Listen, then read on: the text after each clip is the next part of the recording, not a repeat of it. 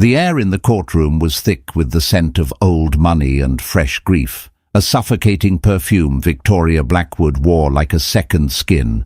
She was the widow, the victor, poised to inherit the vast empire her husband Richard had built. But as the solicitor cleared his throat to read the final testament, the heavy oak doors creaked open. A woman stood there, her face pale but resolute, holding the hands of two small children. It was Isabella Reyes, the first wife, the abandoned wife. And in that moment, Victoria's perfectly constructed world began to fracture. The eviction notice felt heavier than its single sheet of paper.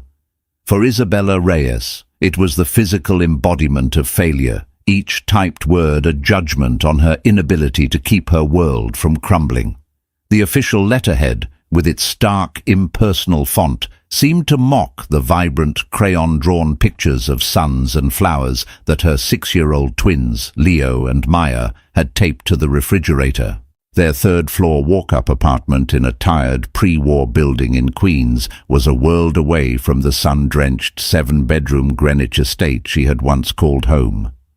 That life, a life of charity galas, custom-made furniture, and the subtle, ever-present scent of Richard Blackwood's expensive cologne, felt like a movie she'd once watched, starring someone else. The past 5 years had been a brutal lesson in humility, a slow, grinding descent from abundance to scarcity. Her freelance graphic design work, once a passion, had become a desperate scramble for contracts. She worked late into the night, long after the twins were asleep, the glow of her monitor painting her face in shades of blue as she chased deadlines for clients who paid late, if at all. Sleep was a luxury, and the gnawing anxiety in the pit of her stomach was a constant companion. "Mummy, Leo won't share the red crayon," Maya's voice piped up, pulling Isabella from her spiral. Maya, with her father's determined eyes and her own fiery spirit, stood with her hands on her hips, a miniature warrior defending her artistic integrity. Leo, quieter and more observant, clutched the crayon to his chest, his expression one of solemn duty. "Leo, sweetie, let your sister have a turn. There are other colors," Isabella said, her voice softer than she felt. He looked from the crayon to his mother, his brow furrowed. "But the house needs a red door, like the one in the picture book, the happy house." Isabella's breath hitched. A happy house with a red door. It was so simple, so pure. All she could provide was this cramped space with its peeling paint and rattling radiator. She knelt, forcing a smile. "Okay, you finish the door, and then Maya gets the red for the roof. Deal?" Leo nodded, satisfied. It was in these moments that the weight of it all threatened to crush her. Her children were beautiful, intelligent, and blissfully unaware of the financial precipice on which they lived. They didn't know their father, not really. To them, he was a photograph on Isabella's nightstand, a smiling, handsome man from a story they couldn't quite grasp. They didn't know he paid a court-ordered pittance in child support, an amount his army of lawyers had argued down to an insult, citing his new obligations. His new obligation was named Victoria Larson, a younger, sleeker model who had appeared as Richard's executive assistant and within a year had become his mistress, then his fiancée the month after the divorce was finalized.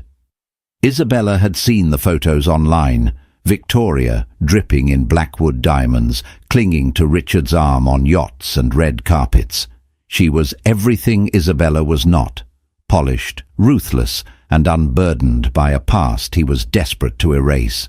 The sharp buzz of the intercom jolted her. She wasn't expecting anyone. Frowning, she pressed the button. "Yes?" "Package for Ms. Reyes, from Thorne, Miller and Finch." The law firm's name sent a chill down her spine. That was Richard's firm, the firm that had dismantled her life with surgical precision. She buzzed the courier up, her heart hammering against her ribs. The package was a simple, thick manila envelope. Inside was a single folded document, printed on heavy, cream-colored bond paper. It wasn't a lawsuit. It was a summons of a sort.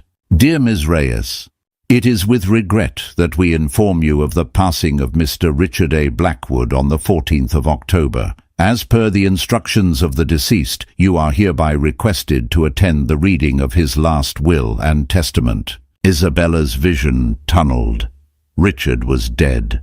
The man who had been the center of her universe, the man who had shattered it, was gone.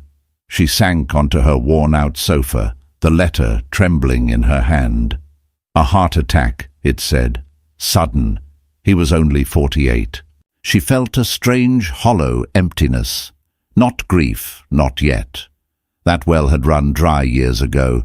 It was the shock of a permanent ending. There would be no more late child support checks, no more stilted phone calls, no more faint, lingering hope that he might one day want to know his children. The letter requested her presence. Why? He had spent 5 years pretending she and the twins didn't exist. He had built a new life on the ashes of their old one. Attending would mean facing her, Victoria.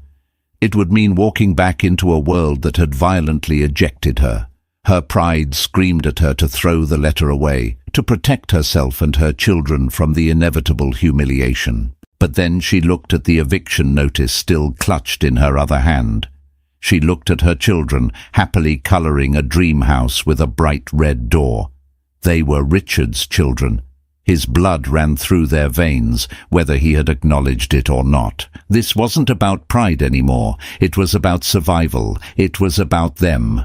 She took a deep, shuddering breath, a flicker of forgotten steel igniting within her. She had been a ghost in Richard's new life for 5 years.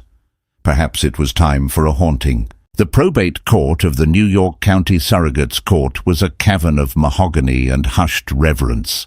Sunlight struggled through the tall, arched windows, illuminating dust motes dancing in the solemn air. It was a room designed to diminish the people within it, to remind them of the enduring power of law and legacy over the fleeting nature of human emotion. Victoria Blackwood felt perfectly at home. She sat in the front row, a study in curated grief.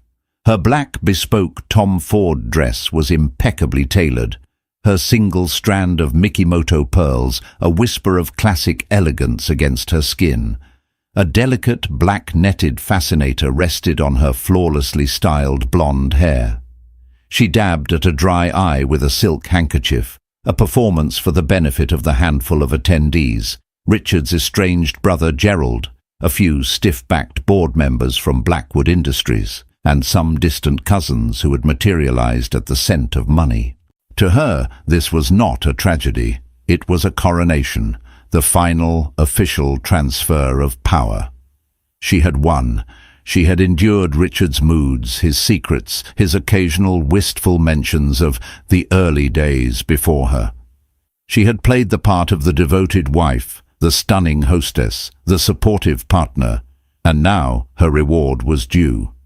She was to become the sole heir of the Blackwood fortune, the queen of the empire she had helped him sanitize and expand. Her gaze swept over the others. Gerald, Richard's older brother, sat 2 seats down, his face a mask of pinched resentment. Gerald had the pedigree, but not the killer instinct. He managed the family's old stagnant trust fund, while Richard had built a billion-dollar logistics empire from nothing. Gerald had always viewed Richard's marriage to Isabella, a scholarship girl with no connections, as a class betrayal, and his subsequent marriage to Victoria as a flashy, undignified affair. He was a relic, and Victoria dismissed him with a flick of her mental wrist. Marcus Thorne, Richard's longtime attorney and the executor of the will, stood at the podium. He was a man who seemed to be made of the same aged leather and wood as the courtroom, stern, impassive, his face a network of deep lines that spoke of decades of absorbing the secrets of the wealthy. "We are gathered here today to execute the last will and testament of Mr. Richard Allen Blackwood," Thorne began, his voice a dry rustle of paper. "I will begin with the preliminary bequests." Victoria straightened her back, adopting a look of somber patience. This was the boring part. 100,000 to his old prep school, a donation to the Metropolitan Museum of Art, a vintage Patek Philippe watch for Gerald. Trivialities, breadcrumbs tossed from the table of a king. "To my brother, Gerald Blackwood, I bequeath my collection of vintage timepieces and the sum of $1 million, Thorne read. Gerald's jaw tightened. $1 million. It was a fortune to most, but in their world it was an insult, a tip. It was Richard, even in death, reminding his brother of his place. Victoria allowed herself the faintest smirk. Thorne continued, his voice a monotone drone as he listed minor assets and gifts to loyal employees. Victoria's mind drifted. She was already redecorating the Greenwich estate in her head, ripping out the last vestiges of Isabella's cozy, rustic taste and replacing it with clean lines, glass and Italian marble. She envisioned the headlines, Victoria Blackwood, a new era of leadership at Blackwood Industries. The board was already deferential to her. With Richard's controlling shares, her authority would be absolute. She had already contacted a real estate agent about listing the Hamptons beach house. It held too many memories of the early, sordid days of her affair with Richard. She wanted a fresh start, a clean slate, paid for by a dead man. A slight shuffling at the back of the courtroom broke her reverie. She glanced over her shoulder, irritated by the interruption. Her perfectly painted lips parted slightly. The room, which had been still, was now rippling with whispers. Standing in the doorway, silhouetted against the bright hallway light, was a woman. She was thinner than Victoria remembered, her clothes simple, almost threadbare, a dark, well-worn coat over a plain dress. Her face was pale, her dark hair pulled back in a simple knot. But it was her, Isabella Reyes, and she was not alone. Clinging to each of her hands were two small children, a boy and a girl, their wide, curious eyes taking in the intimidating room. They looked just like Richard. The same dark hair, the same serious brow. It was like seeing miniature ghosts of the man they were all there to bury. Victoria's blood ran cold. The carefully constructed composure she had worn all morning cracked. A low, guttural sound escaped her throat, a mix of disbelief and rage. "What is she doing here?" she hissed, her voice loud enough to cut through the murmurs. Marcus Thorne looked up from the will, his gaze meeting Isabella's over the top of his reading glasses. For the first time that day, his impassive mask flickered, revealing something akin to pity. Or perhaps anticipation. Judge Alistair Finch, a venerable man with a mane of white hair, peered down from his bench. "Mr. Thorne, do we have an unexpected guest?" Thorne cleared his throat, his eyes still on Isabella. "On the contrary, Your Honor," he said, his voice now holding a new, significant weight. "Ms. Reyes is not unexpected. She is here at the explicit written request of the deceased." He paused, letting the words hang in the electrified air. "And according to my documentation, she is a principal beneficiary." The moment Marcus Thorne uttered the words principal beneficiary, a shockwave ripped through the courtroom. Whispers turned into audible gasps. Gerald Blackwood sat bolt upright, his face a comical mixture of confusion and dawning outrage. The board members exchanged bewildered glances, but all their reactions were pale imitations of the tempest brewing in Victoria Blackwood.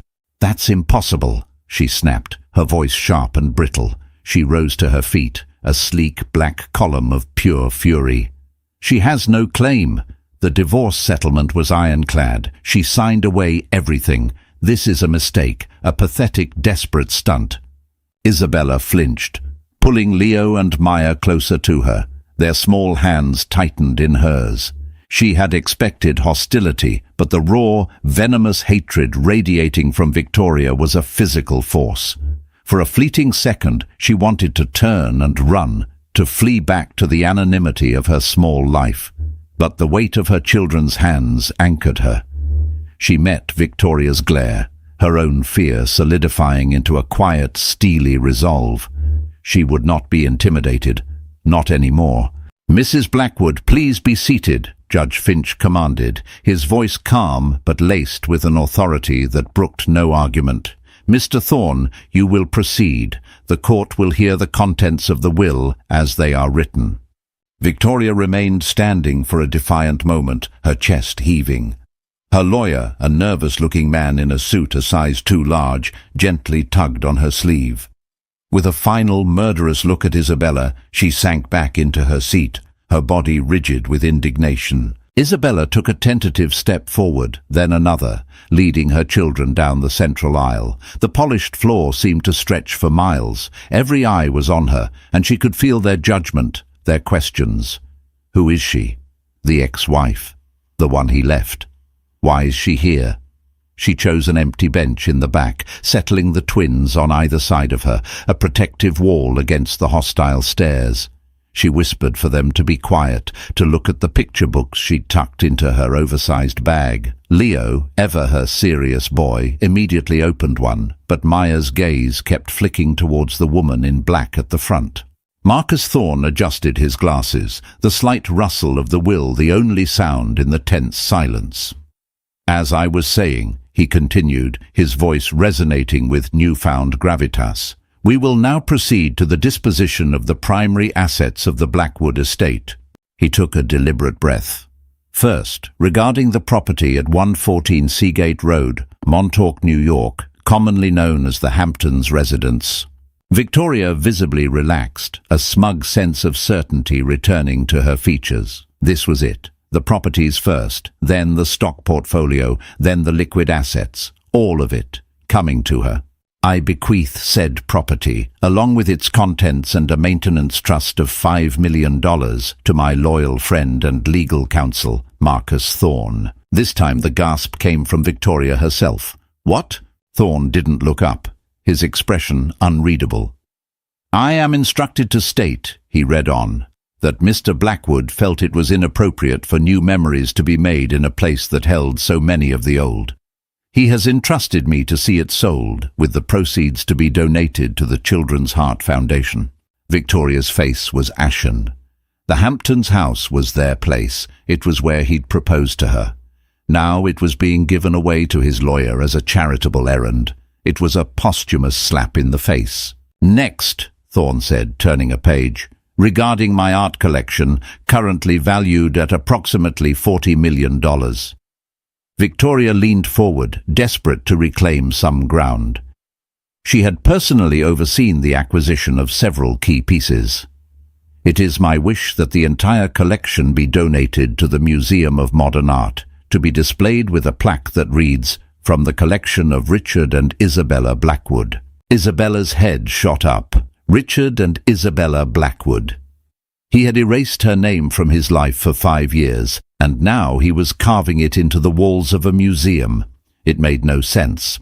It was a cruel, confusing gesture from a man she no longer knew. Victoria made a choking sound, her hand flying to her pearls. This is a joke. He was delirious. He wasn't of sound mind. I will contest this circus. Mrs. Blackwood, I will have you removed for contempt if you speak out of turn again, Judge Finch warned, his tone icy. Thorne paused, allowing the weight of the judge's words to settle. He looked directly at Victoria, a flicker of something, pity perhaps or grim satisfaction, in his old eyes. Then he turned his gaze toward the back of the courtroom, to the woman with the 2 small children. And now, he said, his voice dropping, becoming softer, more personal, we come to the primary holdings of the estate. This includes the controlling shares of Blackwood Industries, all personal bank accounts, trusts, and investment portfolios, and the primary residence at 28 Sterling Ridge, Greenwich, Connecticut. This was the core of the empire, the throne itself. Every person in the room held their breath. Victoria was leaning forward so far she was nearly out of her seat, her eyes wide and desperate, pleading with the ghost of her husband. Thorne's eyes found Isabella's. He held her gaze for a long, meaningful second before looking down at the final page. The silence stretched, thin and taut, until it felt like it might snap.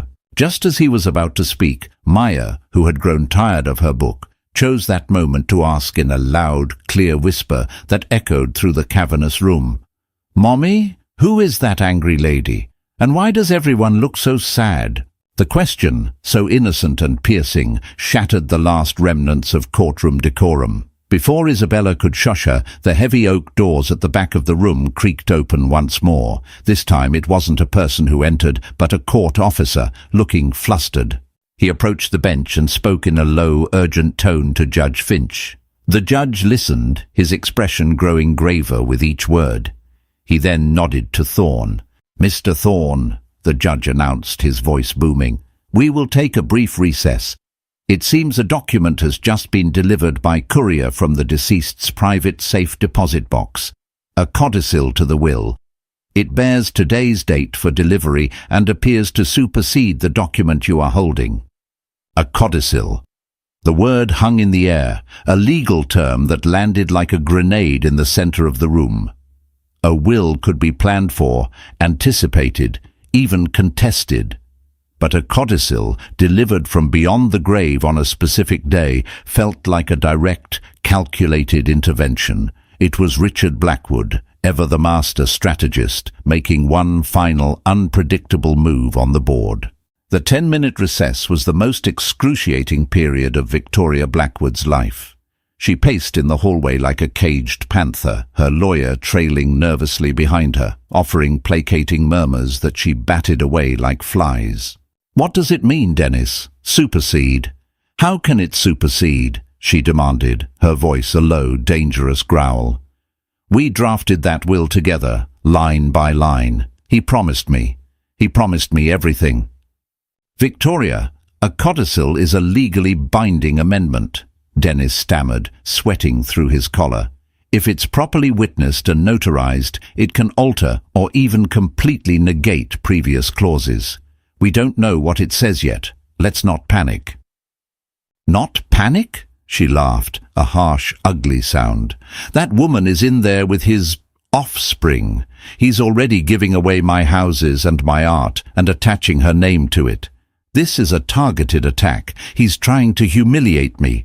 Meanwhile, inside the courtroom, Isabella sat frozen on the bench. The twins, sensing her distress, had fallen silent. Leo put his small hand on her arm, his brow wrinkled with worry.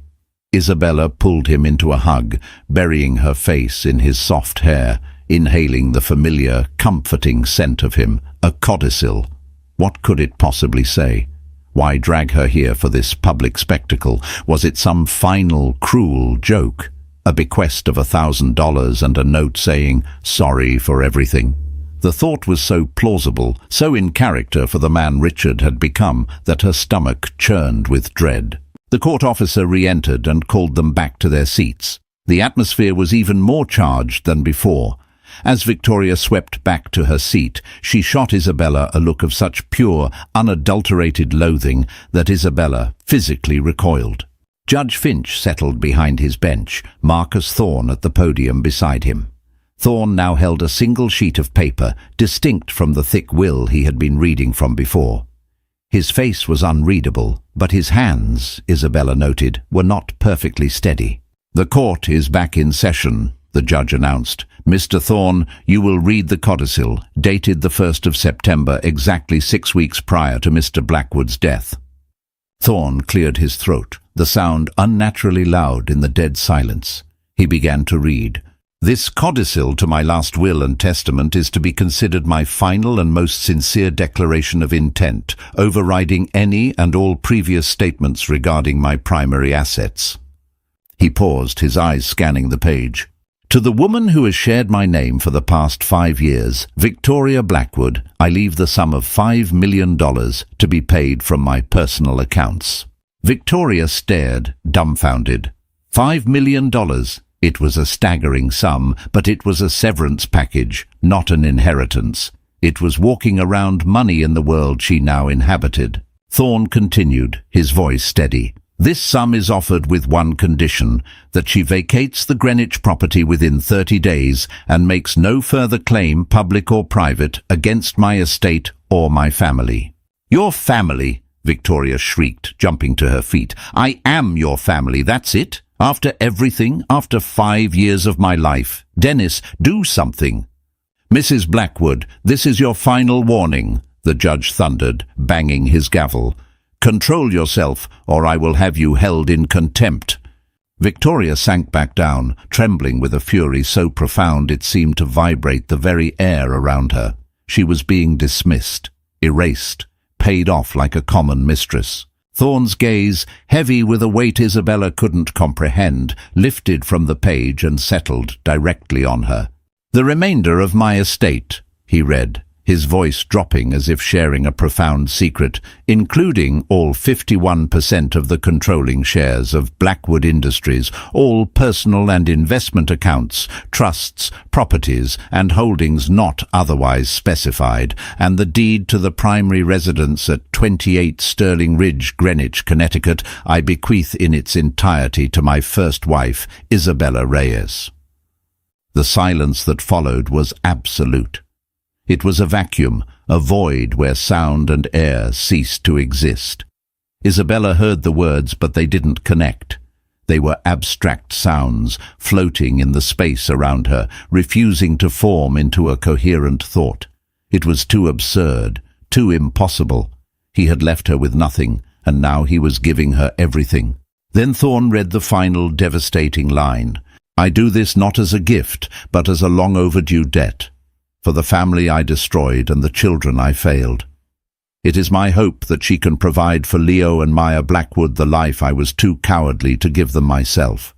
They are my children, my only heirs, and this is their birthright." Leo and Maya Blackwood. He had used his name, he had acknowledged them. And in that moment, the dam of Victoria Blackwood's composure did not just break, it was obliterated. A sound tore from her throat, a raw, primal scream of disbelief, rage, and utter betrayal.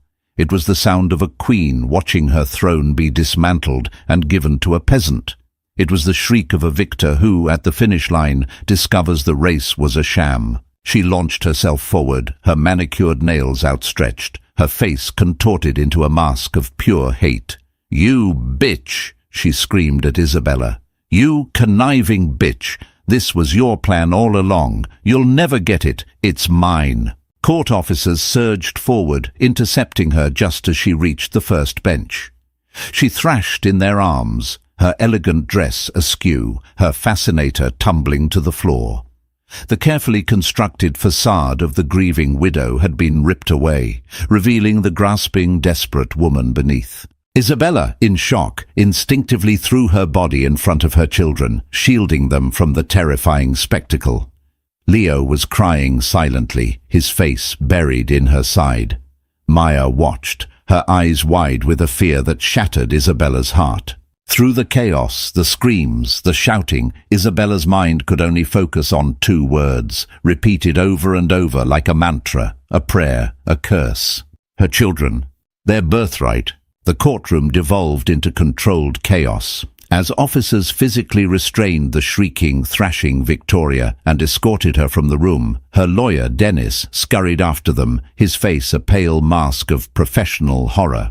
The distant cousins and board members, sensing the dramatic conclusion of the proceedings, began to file out, whispering amongst themselves with the grim excitement of people who have just witnessed a spectacular disaster they are not a part of. Judge Finch declared the reading concluded, his gaze lingering on Isabella with an expression of profound sympathy. "Ms. Reyes," he said, his voice softer now, "Mr. Thorne will see to the execution of the estate. I suggest you allow him to guide you. This will not be simple." Isabella could only nod, her throat too tight to speak. She was still shielding her children, who were trembling. The violence of Victoria's outburst had terrified them. Soon the vast, intimidating room was empty, save for Isabella, her twins, and Marcus Thorne, who was slowly gathering his papers at the podium. The silence he left in his wake was more deafening than Victoria's screams. He approached them slowly, his footsteps echoing on the marble floor. His stern, lawyerly demeanor had softened, replaced by a weary sort of kindness. "Isabella," he said, his voice gentle. He hadn't called her that since the early days of her marriage to Richard. "Are you all right?" She looked up at him, her eyes wide and lost. I don't understand, Marcus. Why? Why would he do this? He hated me. He erased me." Thorne pulled a chair from a nearby table and sat. so he was at eye level with her. He didn't hate you, Isabella. He was ashamed. There's a difference. He sighed, a deep, tired sound. Richard was a brilliant man, but a moral coward. He built an empire because he was good at acquiring things, at winning. He saw Victoria as another acquisition, a symbol of his success. But he knew it was hollow. In the end, all he had was a life he'd built on a rotten foundation. He gestured to the codicil still in his hand. He came to my office about 2 months ago. He'd just had a health scare, a precursor to the final heart attack. He looked haunted. He told me he'd been having nightmares. Not about business deals gone wrong, but about 2 little faces he'd only ever seen in photographs. Isabella's breath caught in her throat. Richard had photos of them. He'd hired a private investigator years ago, Thorne confirmed, as if reading her mind. He has had files full of them, school pictures, candid shots of them in the park. He knew everything. He just watched from a distance. He told me, "I broke the only thing I ever built that mattered, Marcus, and I was too proud and too weak to fix it." This, Thorne tapped the codicil, was his attempt to fix it. A debt from the grave. A debt, not a gift. The word choice was so clinical, so Richard. He couldn't offer love or an apology, not in a way that truly mattered. So he offered what he understood: money, power, a solution. "What do I do now?" Isabella whispered, the question encompassing 1,000 fears. The Greenwich house, the company, the staggering, incomprehensible amount of wealth that was now somehow hers. "For now, you do nothing," Thorne advised. "You go home. You hug your children. The estate will be tied up in probate for a while, especially now. Victoria will contest it, you can be sure of that. Her lawyers will claim undue influence, diminished capacity. They will throw everything at the wall to see what sticks." "Can she win?" Isabella asked, a new wave of fear washing over her. "No," Thorne said with absolute certainty. "The codicil is ironclad." Richard had 2 separate psychiatrists verify his soundness of mind on the day he signed it. He had it witnessed by a federal judge. He knew Victoria. He knew exactly what she would do. He built a fortress around this document. "It will be ugly, Isabella. The press will get wind of it. Your life is about to change in ways you can't imagine, but in the end, you will prevail." He made sure of it. He stood up, looking down at Leo and Maya, who were now peering at him with cautious curiosity. "They are his legacy," he said. "Not the company, not the buildings with his name on them. Them." Isabella looked at her children. Her beautiful, resilient, wonderful children. For 5 years, she had been their everything. Their protector, their provider, their world. She had fought to give them a life of love, to shield them from the rejection of the father they never knew. And now that father had reached out from the grave and thrown a golden net over them, a net that could protect them, but could also just as easily entangle and change them forever. She had come here this morning a desperate woman on the verge of eviction. Now she was the majority shareholder of a multi-billion-dollar corporation and the owner of a mansion she never wanted to see again. The power imbalance that had defined her relationship with Richard had not just been corrected, it had been violently inverted. She was no longer the victim. She held all the cards. The thought was terrifying. It was a weight far heavier than the eviction notice had ever been. She helped Leo and Maya to their feet, their small hands once again finding hers. As she walked out of the silent courtroom, leaving the ghost of Richard Blackwood behind, she felt a profound and unsettling shift within herself. The relief she expected to feel wasn't there. In its place was a cold, clear-eyed sense of purpose. Richard thought his money could be his redemption. He thought it could pay his debt. But Isabella knew the truth. The debt wasn't just to her. It was to them. And this wasn't the end of the story. It was the beginning of the reckoning.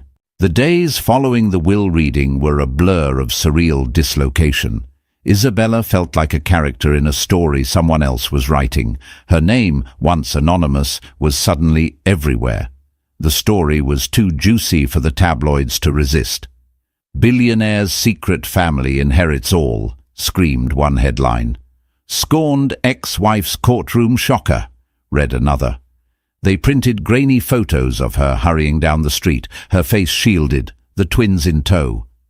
They dug up old society photos from her life with Richard, juxtaposing the smiling, carefree woman in couture with the tired, worried mother she had become. Her tiny apartment became a fortress against a siege. Reporters camped outside, shouting questions whenever she dared to open a window. The buzzer rang incessantly with deliveries of flowers and gift baskets from people she didn't know. Business associates of Richard's, charity organizers, distant relatives, all transparently attempting to curry favor with the new power at Blackwood Industries. Marcus Thorne had assigned a private security detail to her, two discreet but imposing men who were now a permanent fixture in the hallway outside her door. He had also frozen her bank accounts and paid her rent for the next year, a temporary measure until the first funds from the estate could be released. The eviction notice was a ghost of a memory, yet Isabella felt more trapped than ever. This small apartment, once her prison of poverty, had transformed into a gilded cage. The psychological whiplash was immense. She would wake up in the middle of the night in a cold sweat, convinced it had all been a bizarre, stress-induced dream, only to see the shadow of a security guard under her door. During the day, she tried to maintain a semblance of normalcy for the children. They built Lego castles and colored, but the tension was inescapable. Maya kept asking about the screaming lady, while Leo grew even quieter, his large, dark eyes absorbing his mother's anxiety. The power shift was most palpable in her conversations with Thorne. He now spoke to her not as a victim to be pitied, but as a client to be advised. He walked her through the labyrinthine structure of Blackwood Industries, explaining share structures, board responsibilities, and fiduciary duties. The numbers were astronomical, the concepts alien. It was a language she didn't speak, a world she had never wanted to be a part of. "The board has requested an emergency meeting," Thorne told her over the phone one afternoon, a week after the reading. "They're in a panic. They need to know who is in charge." "I'm not in charge," Isabella said immediately, twisting the phone cord around her fingers. "I don't know how to run a logistics empire, Marcus. I design websites for bakeries." "You are the majority shareholder, Isabella. That makes you the ultimate authority," he countered patiently. "You don't have to be the CEO. Richard wasn't, not for the last 10 years, but you appoint the board. You approve the strategic direction. The power is yours. You need to decide what you want to do with it." That was the question that haunted her. What did she want? 5 years ago, the answer would have been simple. Her husband back, her family whole. Now that was impossible. The immediate practical answer was security for her children. A good home, excellent schools, a future free from the constant worry that had plagued their young lives. But Richard's bequest was so much more than that. It was a dynasty, an empire, a weapon. The first shot in the inevitable war came a few days later.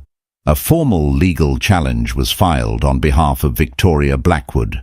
The documents, couriered to her by Thorne's office, were thick with accusations. They painted Isabella as a manipulative gold digger who had preyed on a mentally frail, guilt-ridden man. They claimed the children were a bargaining chip, their paternity suddenly and insultingly questioned.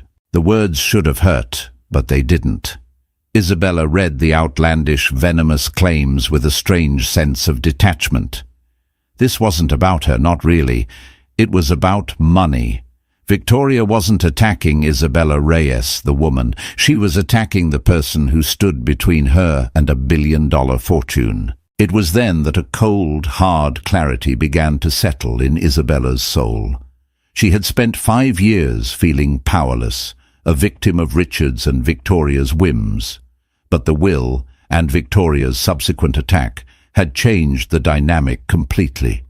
Victoria was the one who was now powerless. She was the one screaming and thrashing against a fate she couldn't control. She was on the outside, looking in. Isabella, for the first time in a very long time, was on the inside. She looked at the legal documents again. She saw past the legalese and the lies and recognized the strategy. It was Richard's strategy. Overwhelm, intimidate, bankrupt the opposition with endless litigation until they break. Victoria had learned from the master, but Richard had taught Isabella too in those early happy years. She had sat beside him as he'd built his company, listening, learning. She knew how he thought. She knew how to fight him. And she knew that to protect her children's future, she couldn't just be a passive recipient of this fortune. She had to claim it. She had to wield the power that came with it. She picked up the phone and dialed Marcus Thorne. "Marcus," she said, her voice devoid of the hesitation that had marked their previous conversations. "Cancel the security detail." "Isabella, I don't advise—" "I'm moving into the Greenwich house tomorrow," she interrupted. "And please schedule that meeting with the board. I'll be there. It's time they met the new owner." She was no longer just Isabella Reyes, the abandoned wife. She was Isabella Reyes, the heir to the Blackwood estate. She was a mother protecting her cubs, and she was about to show them all just how much she had learned. The reckoning had begun. The drive to Greenwich was a journey through time. As the gritty landscape of Queens gave way to the manicured autumnal beauty of suburban Connecticut, Isabella felt the past rising up to meet her. Each familiar exit off the Merritt Parkway, each winding tree-lined road, was a breadcrumb leading back to a life she had been forced to forget. She remembered making this drive with Richard 20 years ago in his beat-up Honda Civic, dreaming of the day they could afford even a small house here. They had been inseparable then, two ambitious kids fueled by cheap pizza, late-night brainstorming sessions, and a love so fierce it felt like it could power the world. He was the visionary, the charming, relentless salesman. She was the strategist, the organized mind who turned his chaotic brilliance into a workable business plan. Blackwood Logistics wasn't born in a boardroom. It was born at their small kitchen table, on the back of napkins and scribbled legal pads. The first 5 years were a whirlwind. They poured every cent they had, and many they didn't, into the company. Isabella worked a full-time job to pay their bills, while also managing the company's books and logistics at night. Richard was on the road constantly, shaking hands, making deals, building the foundations of his empire one contract at a time. They were partners in every sense of the word. When he closed their first major deal, he'd woken her up at 3 a.m., spinning her around their tiny apartment, delirious with joy, whispering, "We did it, Izzy, we did it." The Greenwich house was the symbol of that success. It wasn't a cold mansion then. It was their dream home, a sprawling but warm colonial they had painstakingly renovated together. Isabella had chosen every color, every piece of furniture. She'd designed the garden where they hosted summer barbecues for their small circle of friends. It was in that house that the twins were born, filling its large rooms with a joy that felt complete and absolute. For a brief, shining moment, they had it all. The cracks, when they appeared, were subtle at first. As the company grew exponentially, Richard changed. The driven, passionate man she loved was slowly being replaced by a CEO. The late-night strategy sessions were replaced by board meetings she wasn't invited to. He started traveling more, not to chase deals, but for conferences in Monaco and Dubai. He bought a new watch every month and started talking about their brand. He grew distant, distracted. He'd come home late, smelling of expensive whiskey and a perfume that wasn't hers. When she tried to talk to him, to reach the man she'd married, he would accuse her of not understanding the pressure he was under, of not being supportive of his success. Their success, she would silently correct. Then Victoria Larson was hired. She was sharp, ambitious, and worshipped him in a way Isabella no longer could. Isabella saw a hunger in the younger woman's eyes that she recognized because she used to see it in her own mirror. But Victoria's hunger wasn't for the shared dream. It was for the prize. She validated the new man Richard had become, the titan of industry. Isabella, with her reminders of their humble past and her focus on their family, had become an anchor holding him back from the stratosphere he wanted to reach. The end came not with a bang, but with the cold, quiet efficiency of a business transaction. He sat her down in the formal living room she had designed and told her it was over. There was no emotion in his voice, just a tired finality. He said he was a different man now, that he wanted different things. He said he was in love with Victoria. "I've had Marcus draw up a settlement," he'd said, avoiding her eyes. "It's very generous. You and the children will be well taken care of." Generous. He had used his money to try and buy her silence, her compliance. He was firing her from their life together. When she refused to be bought, when she fought back with a lawyer of her own, he had unleashed the full power of his legal team. He painted her as an unstable, grasping woman. He used their shared past against her, twisting their history into a narrative that suited him. He ground her down until she had nothing left to fight with. She signed the papers, took her children, and walked away from their life with just enough to start over, leaving him and Victoria to reign in the kingdom they had built together. Now, as she turned onto Stirling Ridge, the past and present collided. The house stood at the end of the long gravel driveway, just as she remembered it, grand and beautiful under the afternoon sun. But it felt alien. It was her home, yet it had been enemy territory for 5 years. She parked the car, her hands trembling. Taking a deep breath, she unbuckled the twins. "Okay, guys, this is it. This is our new house." Leo and Maya looked at the enormous building with wide, uncertain eyes. It was more like a castle than a house. As she walked towards the imposing front door, she noticed a small, almost imperceptible detail. Beside the manicured rose bushes she had planted years ago, a small patch of stubborn, wild daisies was pushing its way through the mulch. They were her favorite flower. Richard had always complained they were weeds, but she had always insisted on letting them grow. Victoria, in all her meticulous redecorating, must have overlooked them. Or perhaps in a single uncharacteristic act of sentimentality, Richard had told the gardeners to leave them be. A tiny, forgotten remnant of the woman who had laid the first stone of his empire.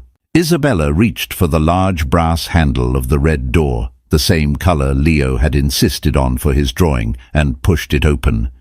She stepped across the threshold, her children clinging to her, back into the life that had been stolen from her.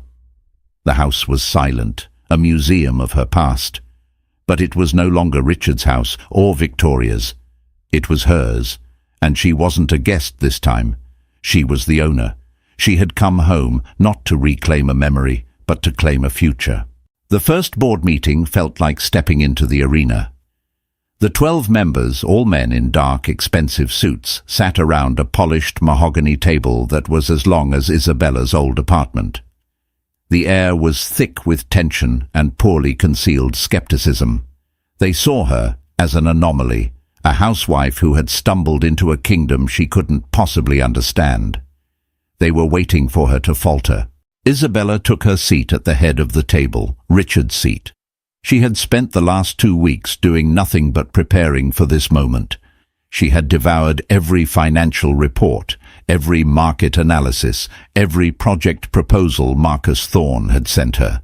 She had stayed up all night, every night, rediscovering the business she had helped create, relearning the language she had been forced to forget. She let the silence stretch, meeting the gaze of each board member one by one. She didn't offer a warm smile or a nervous pleasantry. She offered them nothing but cool, appraising stillness. "Good morning, gentlemen," she began, her voice calm and even, resonating with an authority that surprised them, and even herself. "I have read the preliminary reports for the 4th quarter. I have also reviewed the Project Titan proposal for the West Coast expansion. It's a bold plan. It's also fatally flawed." A murmur went through the room. Frank Garrison, the acting CEO and a long-time Richard loyalist, stiffened. "Ms. Reyes, with all due respect, that plan has been in development for 6 months. It's projected to increase our market share by 20%. It's projected to cost us a fortune in a saturated market, Isabella countered, her voice sharp. Your projections are based on outdated freight analytics and ignore the rise of two specific regional competitors who have a more agile distribution network. It's the kind of aggressive, high-risk play Richard would have made 10 years ago. But the market has changed. Blackwood Industries needs to be smarter, not just bigger. She slid a folder across the table towards Garrison. This is an alternative proposal. It focuses on technological integration, upgrading our logistics software to improve efficiency by 30% across our existing network, and a phased, smaller-scale acquisition of a key competitor in the Southwest. Less flash, more profit, better long-term stability. The board was stunned into silence. They had expected a grieving widow or a clueless lottery winner. They were not prepared for a strategist. They didn't know they were looking at the company's original architect. The meeting lasted for 3 hours. By the time it was over, Isabella had not just asserted her authority, she had earned their respect. She had dismantled their arguments with quiet, irrefutable logic and a deep, intuitive understanding of the business's DNA. She left them with a clear, unequivocal message. The Queen was now on the board, and she knew how to play the game. Her second battle was not in a boardroom. A week later, she got a call from a frantic Dennis, Victoria's lawyer. Victoria had been served with the 30-day eviction notice and was refusing to leave the Greenwich property. She had, in his words, barricaded herself in the master suite and was becoming increasingly erratic. Isabella didn't send the police or the lawyers. She drove to Greenwich alone. She let herself into the silent house and walked up the grand staircase. She found Victoria in the master bedroom, surrounded by half-packed boxes and empty wine bottles. The glamorous, formidable woman from the courtroom was gone, replaced by a puffy-eyed, disheveled mess. "Come to gloat," Victoria spat, her voice thick with venom. "Come to throw me out onto the street yourself?" "I came to talk," Isabella said simply, standing in the doorway. "There's nothing to talk about. You stole my life." "You and I both know this was never your life, Victoria," Isabella said, her voice soft but firm. "You were a part of Richard's life, a role you played, just like I was once. We were both just components of his empire." Victoria stared at her, her drunken anger giving way to confusion. "He didn't love you," Isabella continued, not cruelly, but as a statement of fact. "And he didn't love me, not at the end. Richard loved his company. He loved winning. We were just assets. And when he died, he transferred his most valuable asset, the company, to the person he thought could best protect its future. It wasn't about love. It was a business decision." She stepped into the room. "You can continue to fight this. You can waste the $5 million he left you on lawyers, and you will lose. You will end up with nothing. Or you can take the money, walk away, and build a life that is actually your own. A life that isn't in the shadow of a dead man." She placed a certified check on the dresser. "This is for $10 million, double what he left you. It's conditional on you dropping the lawsuit and leaving by the end of the week. Not because I'm afraid of you, but because my children don't deserve to have their legacy dragged through the mud." Victoria looked from the check to Isabella, her eyes filled with a dawning, terrible understanding. Isabella wasn't her enemy. They were both just survivors of the same man. "This isn't a victory, Victoria," Isabella said quietly. "It's a release for both of us." 3 days later, Victoria was gone. Isabella stood in the vast, empty master bedroom, the late afternoon sun streaming through the windows. She had won. She had secured her children's birthright and neutralized her rival. But it didn't feel like a triumph. It felt like closure. She walked through the silent, opulent house, a ghost in her own past. She realized she didn't want to live here. This house was a monument to a man who had caused them all so much pain. Her path to redemption wasn't about reclaiming Richard's life. It was about building her own with the tools he had inadvertently given her. She would run the company, not out of greed, but out of a sense of duty to the legacy that was now her children's. She would lead it with the intelligence and integrity he had lost along the way.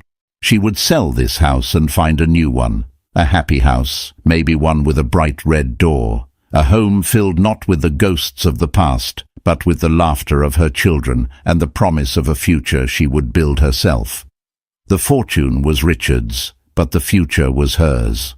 Isabella's journey from a heartbroken woman on the brink of despair to a formidable leader in control of her own destiny is a powerful testament to a mother's strength. She didn't just inherit a fortune, she reclaimed her power, secured her children's future, and rewrote the ending of her own story, finding redemption not in money, but in her own resilience.